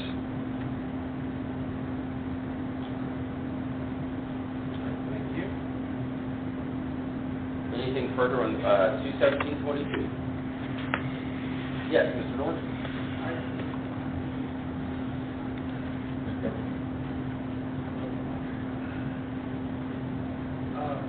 Okay, I just heard you read something that I must have missed earlier. Can you read it again, what it says? Ordinance 21722? Yeah. Okay, sponsored by Josh Peters.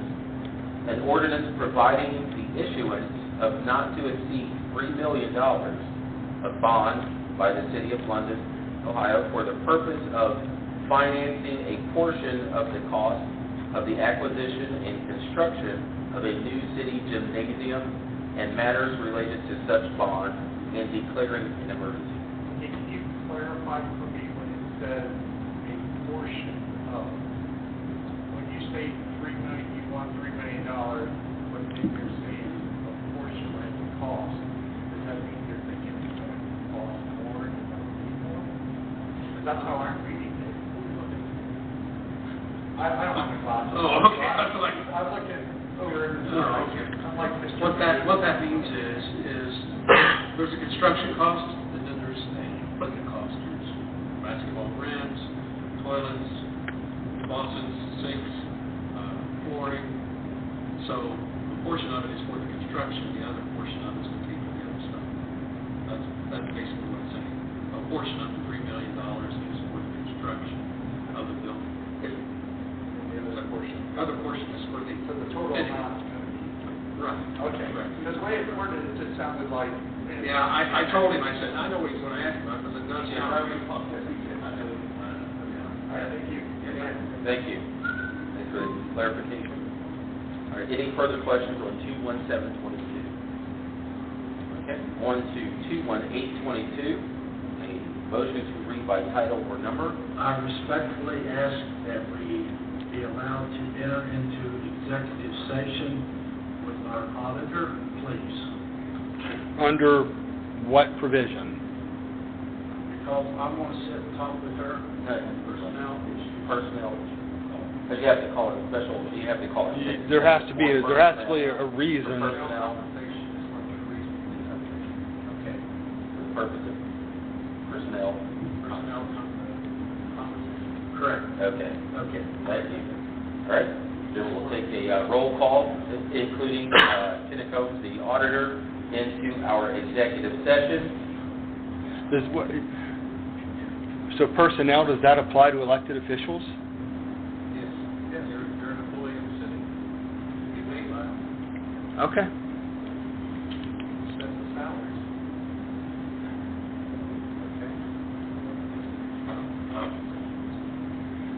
There was a first, was there a second? Is there a second to go into executive session? Second, all right. All right, we'll take a roll call for executive session. Mr. Eads? Yes. All right, Mr. Peters? Yes. All right, Mr. Robinson? Yes. Mr. Hayes? Yes. Mr. Case? Yes. Mr. Stahl? Yes. And Mr. Smith? Yes. Okay, London City Council will now enter executive session at 8:28 p.m.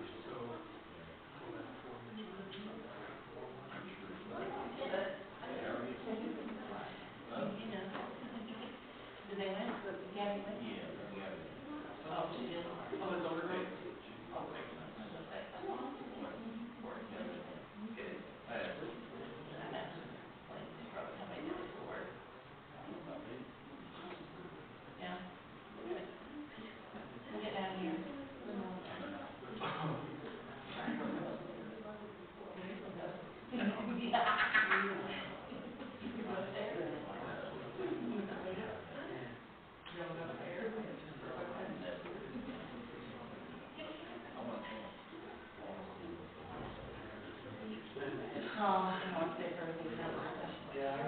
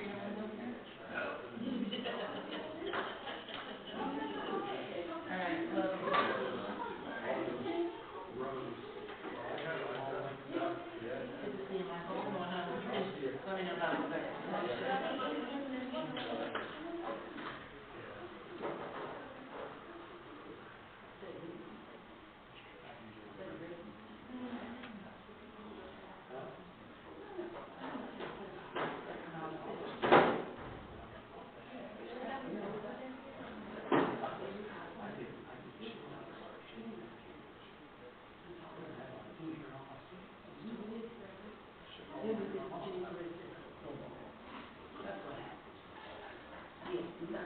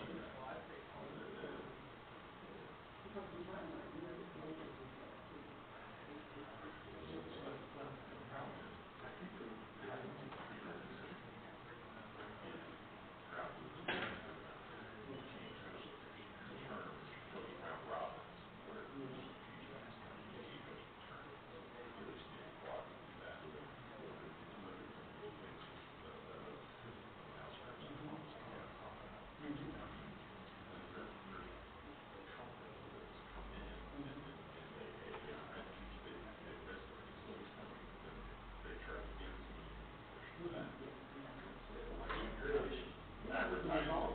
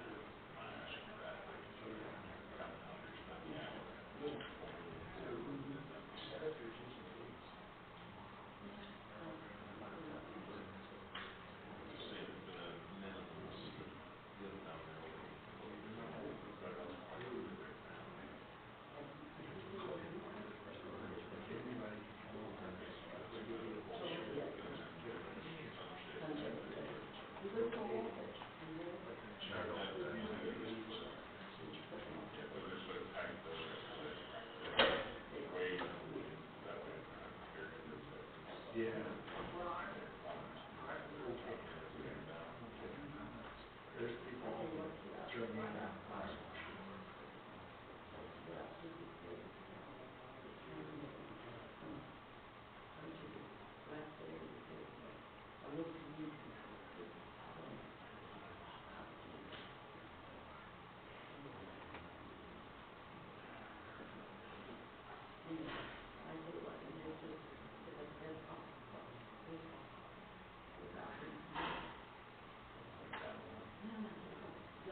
do this, yeah.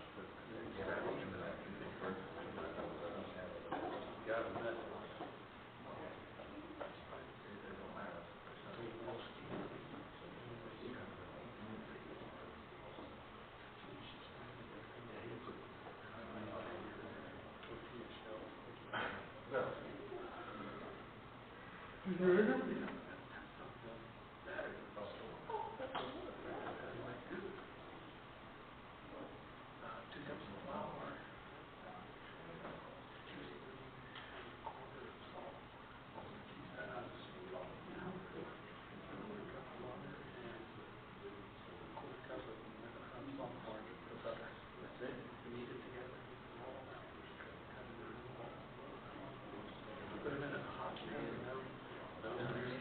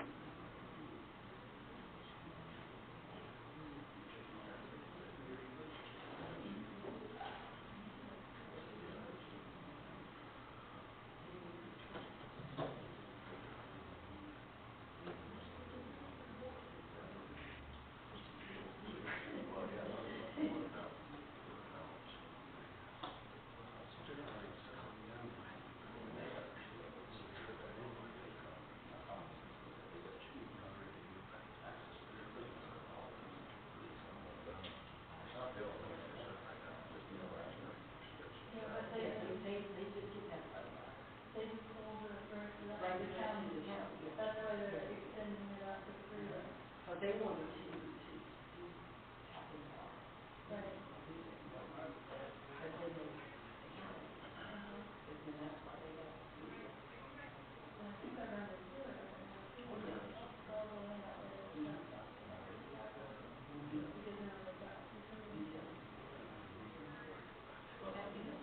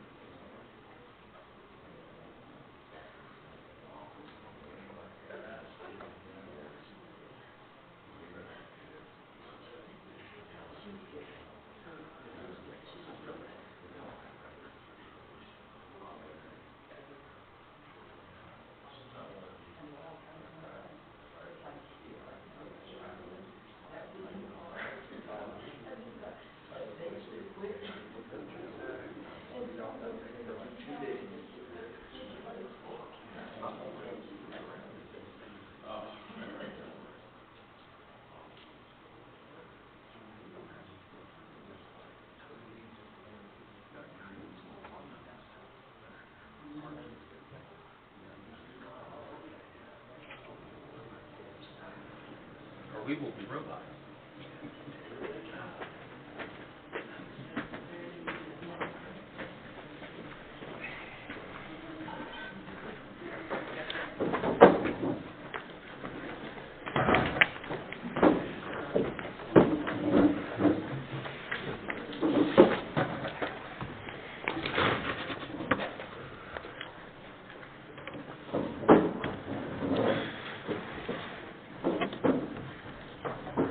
Need a motion to exit our executive session, please. I make a motion to exit our executive session. Second. Okay, Mr. Heath? Motion and a second. Roll call. Yes. Mr. Peters? Yes. Mr. Robinson? Yes. Mr. Hayes? Yes. Mr. Hitt? Yes. Mr. Stahl? Yes. Mr. Smith? Yes. 8:54. On to ordinance 21822. We already had a motion to read by Tyler, or we need a motion to read by Tyler, not right. Make a motion to read the title number. Second. Okay. Ordinance 21822, sponsored by Josh Peters, an ordinance authorizing elected officials and appointed officials' wage adjustments. All right, this is to adjust the elected officials and appointed people, a 12% raise beginning January 1, 2024.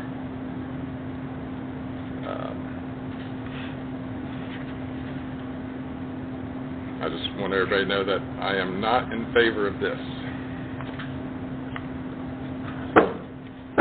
Any further discussion on 21822? Pay increase for elected officials. I know this is a topic we've had this evening, talking about prioritizations. So, anyone have anything further to add to 21822? Our wishes here? Leave that on. Okay, we will leave that on. Okay, on to roundtable. We'll begin with Mr. Heath. Oh, boy.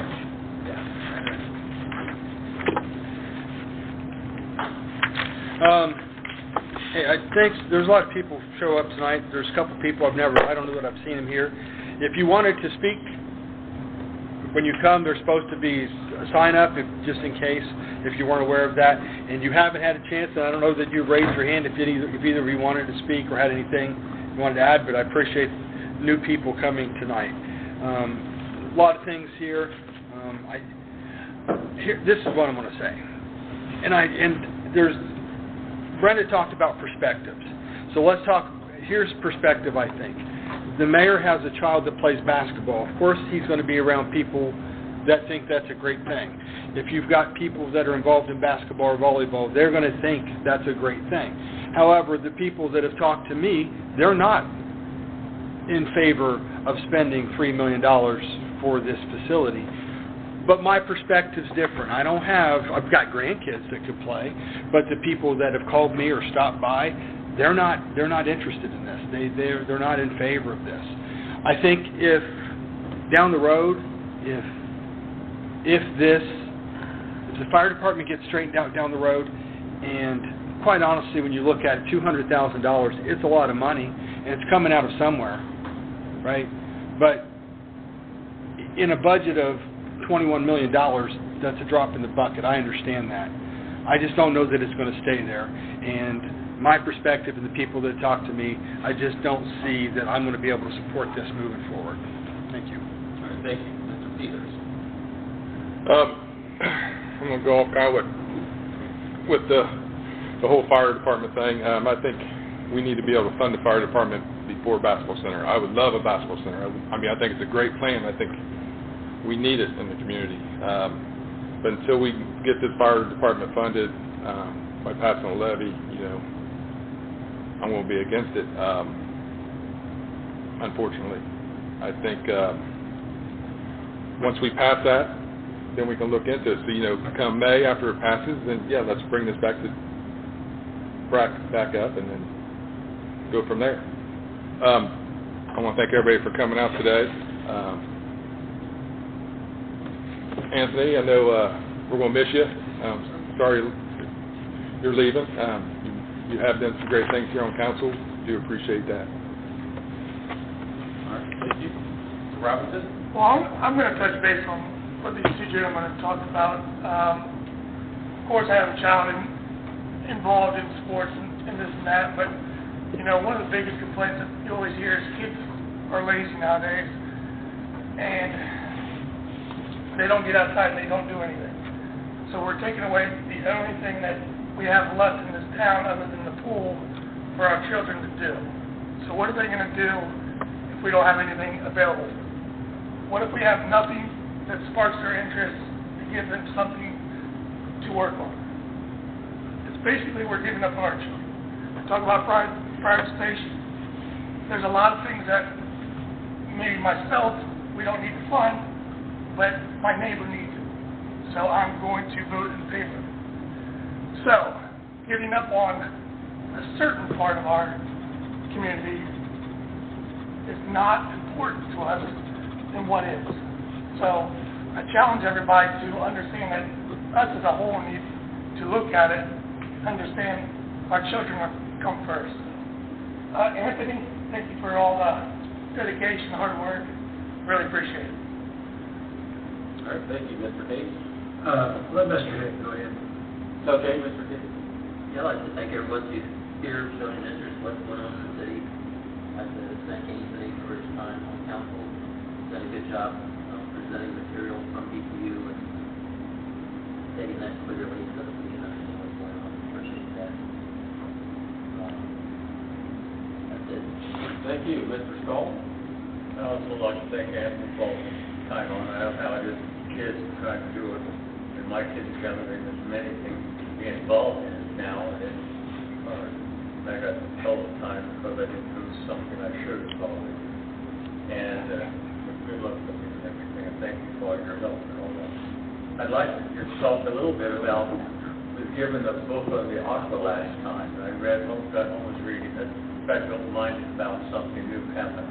It's good, bad, or whatever. And as I was reading it, it was said that Lake Darby, that clicked in, and my son lived over there, so I called him to find out what he thought about it.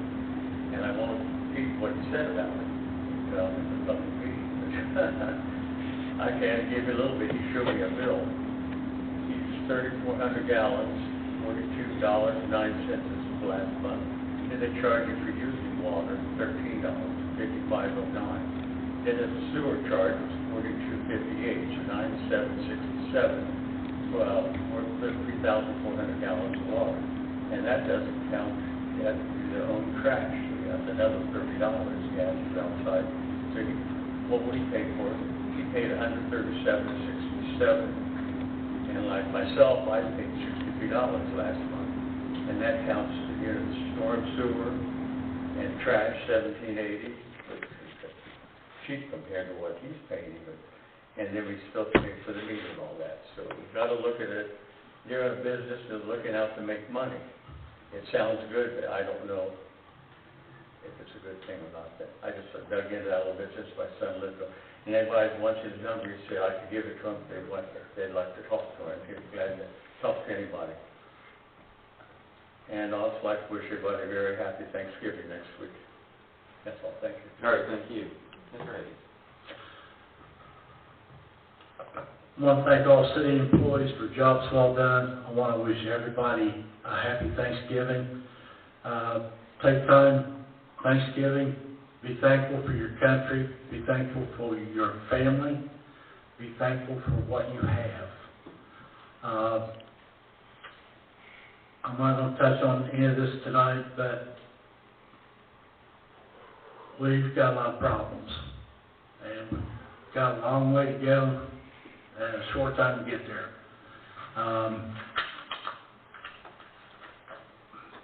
I ask you all to pray for us because we've got some hefty decisions to make. Don't ridicule us, pray for us.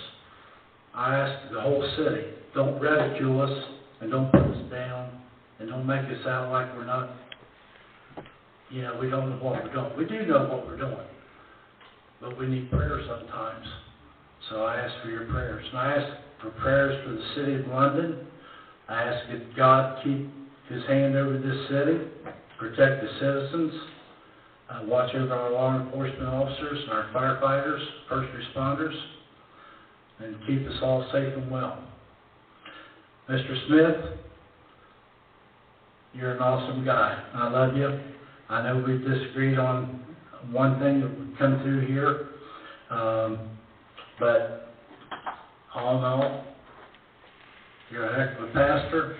You're a good pastor. You're a good father. You're a good role model.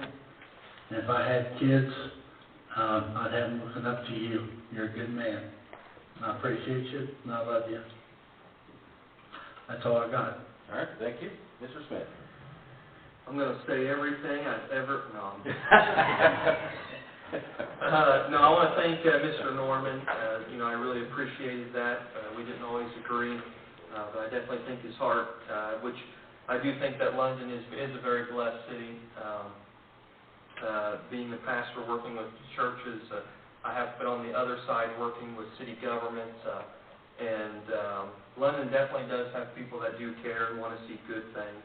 Unfortunately, well, I say unfortunately, it's a great thing, but the Revived Baptist Church has just been really growing, especially in the last 6 months, and so that needs a lot more of my time. My wife and I, we did have a conversation. Our oldest is 14, she'll be 15 in April, and then my youngest is getting ready to be 13. And so we just said, we went completely irrational, I think. Went and bought a camper and said we need to spend more time with our kids. We've never camped before, so that's going to be interesting. But if anyone ever has any questions, please don't hesitate. Give me a call. I'll try to help out in any way, answer anything that I can. It's been a pleasure. I've really enjoyed it, and I wish everyone the best. All right, thank you. Again, thank everyone seeing the new faces out in the audience this evening. Thank everyone for being, so into the conversation and going to the committee meetings and everything. And I thank you also for keeping things posted on social media to get other people involved so people know what's going on, since we don't have a paper here in the city. So many things that go right past everyone, and they have no clue. But thanks to everyone, Mr. Eads and Mr. Norman. I know you guys post quite a bit too. Thank you for keeping everyone informed as to what is going on. Also, too, we do have if you notice, our clerk is not here. We do have a clerk position that is open. We'll be posting that in the paper, but you can send your resumes to hcomer@londonohio.gov. If you are interested in city council clerk, that may be a way for you to begin your journey in city government. And, we do have several different things that we do require, and, if you can't make it to the task of what's required, then of course, you may not want to apply for that position, but it's not too hard for the things that we do request just to help city council run more smoothly. Also, too, I'd like to thank Anthony for his time here on council. I know we did not see eye to eye on many things, but like I said, you should not be on a council where everyone votes exactly the same way. If you are on a council where everyone thinks the same way, votes the same way, then you are going to be headed for defeat, and you're going to be headed for trouble. There's no way that everyone could ever vote the same exact way on a council or anything. So, it's good that everyone here has their own mind, and they can vote the way that they're being led through their experiences and what they know. So that's a good thing to have. We do have people who may think differently, so that's not necessarily a bad thing. So that position will also be posted, and that we'll have to get someone appointed for that through the Republican Central Committee, so please keep your eye out in the paper for that posting as well. Right now, I'd like to have a motion to adjourn. Motion to adjourn.